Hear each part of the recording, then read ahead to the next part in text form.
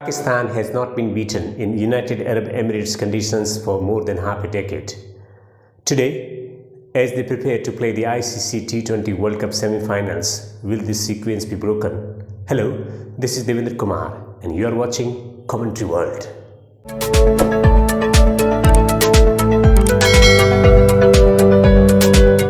So, Australia has never been beaten against Pakistan in the ICC World Cup events, whether it's 50 over World Cup or whether it's 2020 over World Cup. The Australians, been able to beat Pakistan in 1987 ODI World Cup, 1996 World Cup final, and then they've been able to beat them in 2010 in West Indies, when the Australians were going crazy, in the sense because they were not up to the mark when it comes to making the chase with the better run rate. But in the last four deliveries, they needed 22 to win. And what happened? Saeed Azmal was taken for 22 by Mike Hussey, and Australia stormed through into the final of the ICC T20 World Cup 2010.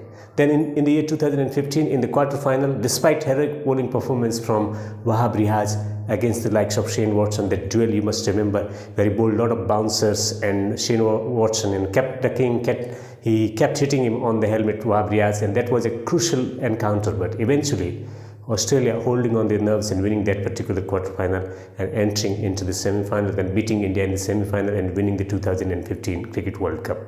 But the situation here is different, because Pakistan has been enjoying these conditions in United Arab Emirates, where it's favorable for spin bowling, where there isn't much of seam movement, there isn't much of sideways movement, and that's what all the Asian batsmen enjoy. Whether it's Pakistan, India, Sri Lanka, they always enjoy these conditions when there is no movement of the wicket, and that's why it's going to be slightly different in this particular contest. Will the sequence of Pakistan of not losing 16 matches on the trot in the United Arab Emirates conditions be broken today? Or will Australia, which has never been beaten by Pakistan, be broken today? It depends on variety of factors. In the bowling combinations, the batting propositions or combinations and permutations that they have. Strength of Pakistan? Pakistan's strength lies in their fast bowling. Shaheen Shah Afridi has got the ability to swing the ball around, and he can take early wickets in the power play overs. With him, they got Harish Rauf, who operates at good pace and good variations when it comes to bowling the off-cutters, and they got Hassan Ali, who also operates around 148. And then they got excellent spin attack in Shadab Khan, the leg spinner, Imad Wasim, who bowls in the power play overs with his left arm spin, and then they got a very mercurial figure in Hafiz, who sometimes bowls in the power play overs and sometimes he bowls in the middle stage of the innings and against the left-handers with Warner in the side. I think Hafiz is going to bowl to Warner in the power play overs, because Warner's record hasn't been so impressive against the off spinners. So spin bowling totally covered. They got all-rounders in the Pakistan unit in the spin department, and then they got fast bowlers Trayaka, which has been bowling superbly well. So Pakistan's fast bowling and opening combination, Rizwan and also Babar Azam, they've been getting consistent runs for Pakistan at a fair clip. I think that's Pakistan's strength. And when we talk about weaknesses of Pakistan, it's about ability to handle pressure. Once they are put under pressure, can they respond to the challenge? Now, this is the factor. This will be assessed. So far in this tournament, they haven't been put any kind of pressure, and that's why it's going to be interesting whether they handle the pressure of the knockout match well or not. What about the Australians? Australians, it has always been about the bowling, the fast bowling. They got Mitchell Starc, who bowls left arm, swing, can bring the ball back into the batter. And then they got Hazelwood, who bowls, there and thereabouts, getting the ball to nip around and getting the ball to swing and seam off the surface. He bowls good areas and he always takes wickets. And then they got Pat Cummins, who operates at a quick pace, can bowl the bouncers, can unrattle the good quality batters, and I think that's why Australia got excellent fast bowling unit. And in this tournament, Adam Jampa, the leg spinner, who has been so fruitful, he has been so frugal, he's not giving away easy boundaries and he's taking wickets in the middle stage of the innings. He tosses the ball up, he's got good googly, nice control and rhythm and flight and dip about his bowling, and he's been very impressive. And they got Glenn Maxwell, who can bowl with his off spin in the power play overs. So they got quite a good bowling attack, mostly relying on the fast bowlers, but Adam Jampa has been the X factor in this tournament. Though coming into this tournament, there was a talk, the Australians who mainly rely on the fast bowlers, they will not be successful. But this is going to be a very different case altogether. Pitch behavior. Yes, pitch at the Dubai International Cricket Stadium has always been pretty good for batting. This wicket where they're going to play this semi-final, 3 matches have already been played in this on this pitch where it's been so good for the batting.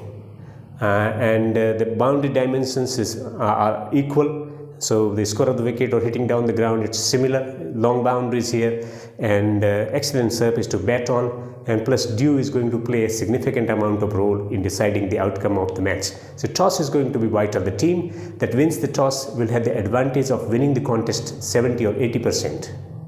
Opening batters. I think if we talk about the opening battles as far as Pakistan is concerned, their openers have been getting runs, Babar and Rizwan, who have been playing good attacking cricket and conditions suiting it because they can play and express themselves quite well. They've been batting actually on good, excellent, batting surfaces where ball comes nicely onto the bat. But are they scoring at a good rate? I think Rizwan can play attacking shots. He can maintain the tempo. Babar Azam's role will be different in this particular match. It's about just playing throughout the innings and taking it to the deep. And they will be against world-class bowling operators in Mitchell Starc, who's got the ability to bring the ball back into the batsman, and he's going to cause a lot of problems because normally especially Rizwan bats with the open stance, and that's where I think he will stand a chance of taking the ball away or nipping one back and creating the gap between bat and pad and getting the wicket. So Mitchell Starc and then Hazelwood's ability to get the same movement. Mitchell Starc and Josh Hazelwood, if they take early wickets, then it's going to be massive advantage for the Australians, and I think Australians will be hoping that their fast bowlers take early wickets in the power play overs, because a lot of Pakistan batting stability depends on the opening combination, and that's what they've been successful so far in this competition. Whereas we talk about the battles in the Australian openers, David Warner, and then they got Aaron Finch. This opening pair has been getting runs consistently for Australia. The middle order has not been tested so far in this tournament. So I think that's where if Shaheen Shah Afridi can perform the way he has been performing so far with his ability to get the ball move around, I think if he takes the wicket of Warner early on, and the Pakistan will stand a chance, but they have to be worried against Imad Wasim. So left arm spin, he can take early wickets. He is someone who is a very smart operator, and these conditions will suit his bowling.